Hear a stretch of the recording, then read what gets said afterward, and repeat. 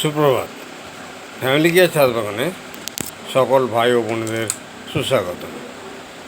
Family care ছাদ বাগান আজকে যে আলোচনা করতে চলেছে সেটা হলো অপরাজিতের কাছে এত সুন্দর ফুল আনতে এবং এত ঝোপালো এত সুন্দর অপরাজিতা গাছ তৈরি করতে কি কি সার প্রয়োগ করা প্রয়োজন। অপরাজিতা গাছ একটি লতা ফুলের গাছ। এই লতা গাছের জন্য এর শিকড় অনেক দূর বিস্তারিত করে। তাই প্রথম নির্বাচন করতে হবে একটা, যদি ছাদ বাগানে করতে হয় তাহলে একটা বড় গ্রো ব্যাগ বা বড় পাত্র, যেখানে অন্তত 3x3 একটা চেয়ার মাটি থাকবে। এই মাটিতে শুরুতে কিছু রাসায়নিক সার, একটু ডিএপি, একটু পটাশ, একটু হাড়ের গুঁড়ো মিশ্রণ করে প্রথমে মাটিটা তৈরি করে নিতে হবে। অপরাজিতা গাছ বসানোর খুব সুন্দর সময় হচ্ছে আগস্ট সেপ্টেম্বর। আগস্ট মাসে ভরা বর্ষা থাকে, তাই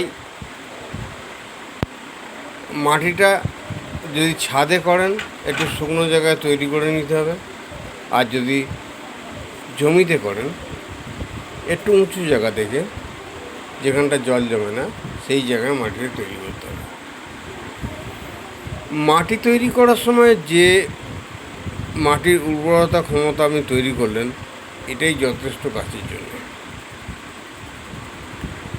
গাছটি বসানোর ঠিক 15 থেকে 20 দিন পর একটি অবলম্বন দিতে হবে।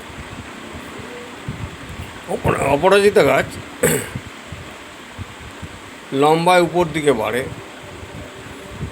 তাই সবজি মাচার মতো চওড়া মাচা না করে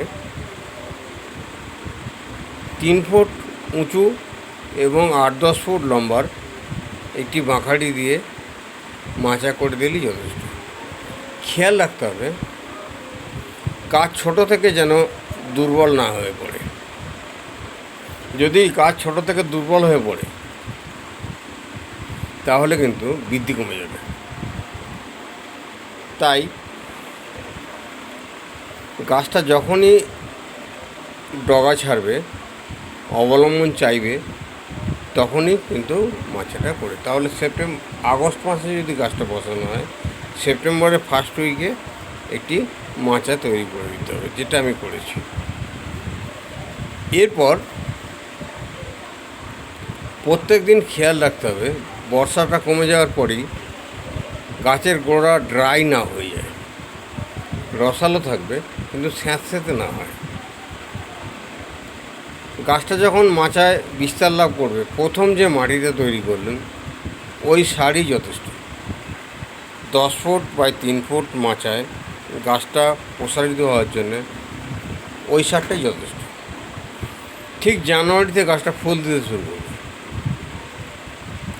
জানুয়ারিতে যখন গাছটা ফুল দিতে শুরু করবে তখন শুরু করুন সরষের খোল পচা গাছের গোড়ায় দেওয়ার। 300 গ্রাম সরষের খোল 1 লিটার জলে ভিজিয়ে রাখুন।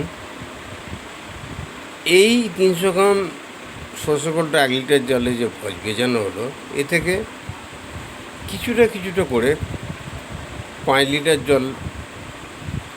জলে 1 মগ সামান্য, মানে টোটাল 300 গ্রাম খোলটা 60 লিটার জল হবে। 60 লিটার জল বুঝতেই পারছেন, সারা সিজনে অপরাজিতা গাছে হয়ে যাবে। তাই ওটা 300 না করে, আমি 300 বলে গেলাম এই কারণে আমি অপরাজিতা গাছের সঙ্গে সঙ্গে আমার সবজি বাগানও দিয়ে থাকি, তাই 300 গ্রাম বললাম। আপনারা 50 গ্রাম ভিজিয়ে রাখুন, 50 গ্রামটাই প্রায় 1 মাস হয়ে যাবে। খুব অল্প খরচে অপরাজিতা গাছ পরিচর্যা করা যায়। খেয়াল রাখবেন গোড়ায় যেন ঘাস বা আবর্জনা না জন্মায়। গোড়াটা পরিষ্কার রাখবেন আর মাটিটা একটু হালকা রাখবেন। সপ্তাহে 2 দিন ওই সর্ষে করে জলটা দিন। এই রকম ফুল আসার জন্যে ওটাই যথেষ্ট। রেগুলার জল দিন। শীতকালের পর মাটি টানতে শুরু করবে, খেয়াল রাখবেন জলটা যেন পর্যাপ্ত দেওয়া হয়, যথেষ্ট। সেই জানুয়ারি মাসে যে গাছটা ফুল দিতে শুরু করেছে, জানুয়ারি মাস থেকে গাছটা ফুল দিচ্ছে। আজকে এপ্রিলের 20 তারিখে দাঁড়িয়ে ভিডিও করছি, সমানে ফুল ফুটে যাচ্ছে। রেগুলার 1 চুবড়ি করে ফুল এই গাছটা থেকে পাওয়া যায়। তো একটা জিনিস লক্ষ্য করলাম, নীল অপরাজিতা ফুল সাদা অপরাজিতা ফুলের চেয়ে বেশি ফোটে। একই জায়গায় একই পরিচর্যায় গাছটা তৈরি করা হয়েছে। দেখা যাচ্ছে নীল অপরাজিতা ফুল যত বেশি ফোটে, সাদা অপরাজিতা ফুল কিন্তু ততটা ফোটে না। দেখুন, মাচাটার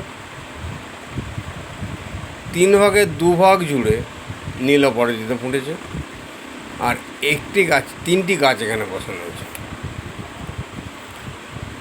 আর 3 ভাগের 1 ভাগ জায়গায় সাদা অপরাজিতা ফুল ফুটেছে।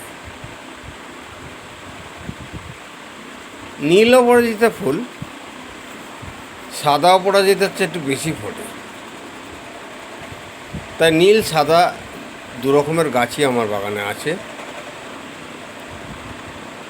এবং দেখা যাচ্ছে যে নীল এবং সাদা অপরাজিতা মিলে রেগুলার 1 চুবড়ি করে ফুল আমি গাছ থেকে পেয়ে থাকি। তাহলে ফ্যামিলি কেয়ার ছাদ বাগান সবজির সাথে চাষের পাশাপাশি ফুল চাষেও কিন্তু সাফল্য পেয়েছে। আমি অপরাজিতা ফুলের চাষটা ছাদে করিনি, ছাদের নিচে যে বাড়ির পিছনে 3 ফুট জায়গা ছাড়া আছে ওইখানেই ফুলের বাগানটা করেছি। অপরাজিতা গাছের সঙ্গে জবা আছে, আকন্দ ফুল আছে এবং কিছু ফলের গাছও আছে, লেবু, বাতাবি এবং লিচু গাছ, পাতিলেবু গাছ সব দেওয়া আছে। তার মধ্যে এখন আমি যে আলোচনাটা রাখছি সেটা হলো নীল অপরাজিতা, সাদা অপরাজিতা। বিশেষ কিছু খরচ অপরাজিতার ফুলে নেই।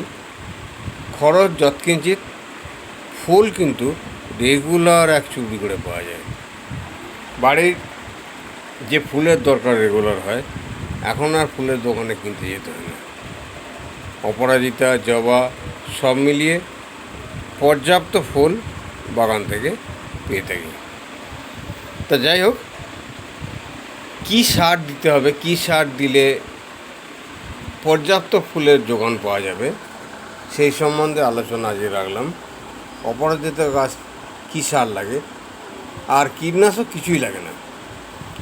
আগস্ট মাস থেকে এখন পর্যন্ত অপরাজিতা গাছে কোনো রকম কীটনাশক প্রয়োগ করতে হয়নি, কোনো রকম পোকামাকড়ের উপদ্রব এই গাছটায় হয় না। শুধু স্বাস্থ্যের ব্যাপারে খেয়াল রাখবেন, জলটা পর্যাপ্ত দিতে হবে, স্যাঁতস্যাঁতে না হয়ে যায় খেয়াল রাখতে হবে। আর যেটা বললাম সার সম্বন্ধে আলোচনা করলাম, আজকে আর আলোচনা করে ভিডিওটি বিশেষ দীর্ঘায়িত করব না। আমি সকলকে, ফুলপ্রেমী যে সমস্ত সাবস্ক্রাইবার বা দর্শক আছেন, প্রত্যেককে নমস্কার জানিয়ে আজকের মতো ভিডিওটা এখানেই শেষ করলাম। নমস্কার।